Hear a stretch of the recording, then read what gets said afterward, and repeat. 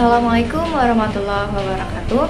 Halo teman-teman, perkenalkan nama saya Alifia Salsabila dari kelas 2B Program Studi Pendidikan Bahasa Inggris. Di sini saya diberikan tugas sebagai moderator dari kelompok 2. Nah, sebelum masuk ke pembahasan materi tentang hakikat perkembangan, kita kenalan dulu yuk sama teman-teman dari kelompok 2. Halo, nama aku Babu Sadisti Naila. Halo semuanya, perkenalkan nama saya Nida Kutrunada Rizky Hidayat. Halo semuanya, perkenalkan nama saya Angelina Resti Gultom. Perkenalkan, saya Hanum Salsabila.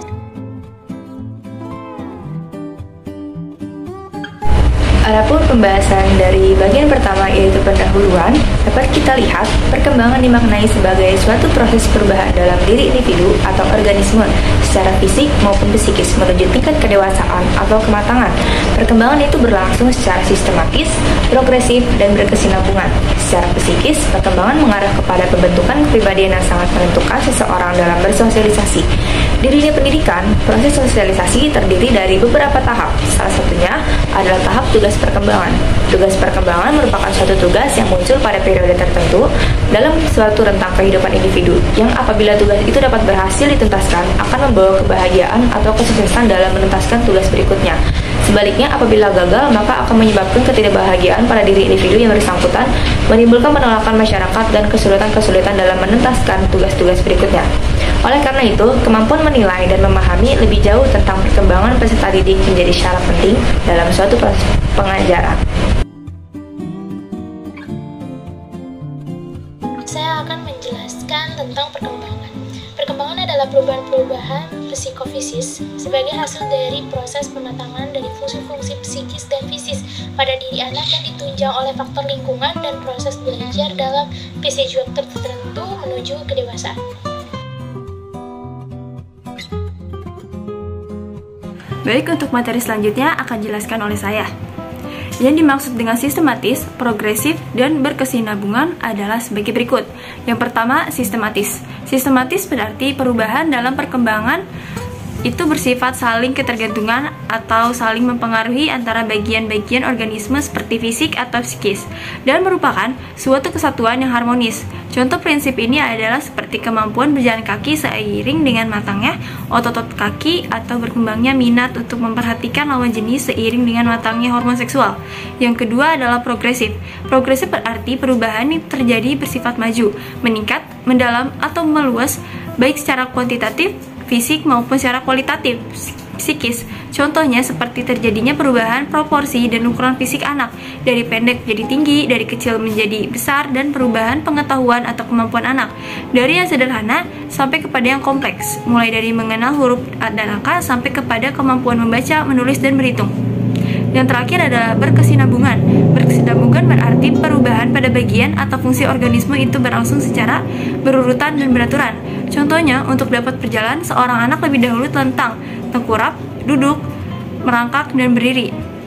Sedangkan untuk anak dapat berbicara, didahului dengan meraban, dan untuk mencapai masa dewasa harus melalui masa konsepsi bayi, anak, dan remaja. Sekian materi dari saya, terima kasih.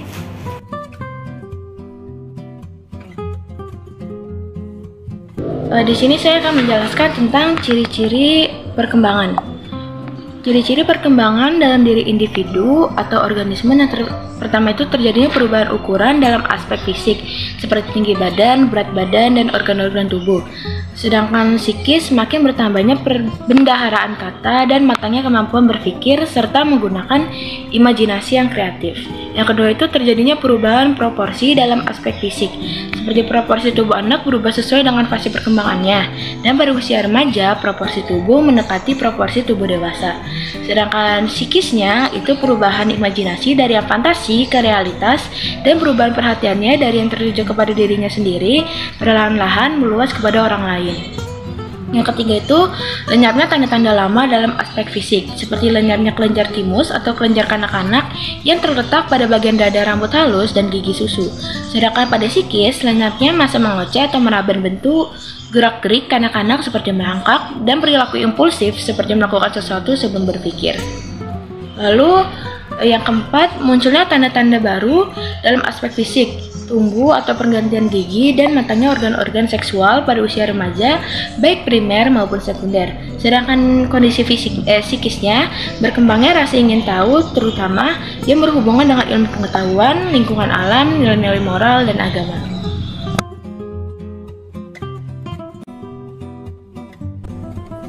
Baik, selanjutnya saya akan menyebutkan 6 prinsip perkembangan.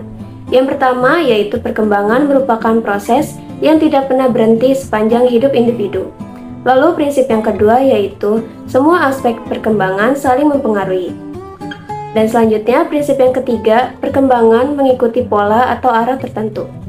Lalu prinsip yang keempat, perkembangan terjadi pada tempo yang berlainan. Kemudian yang kelima, setiap fase perkembangan mempunyai ciri khas. Lalu prinsip yang terakhir yaitu setiap individu yang normal akan mengalami tahapan atau fase perkembangan. Mungkin sekian dari kami kelompok 2 mengenai pembahasan materi hakikat perkembangan. Semoga materi yang kami jelaskan bisa bermanfaat buat kita semua ya teman-teman. Saya harap kita semua diberikan kesehatan dalam menjalani proses pembelajaran. Sekian dari saya selaku moderator. Wassalamualaikum warahmatullahi wabarakatuh.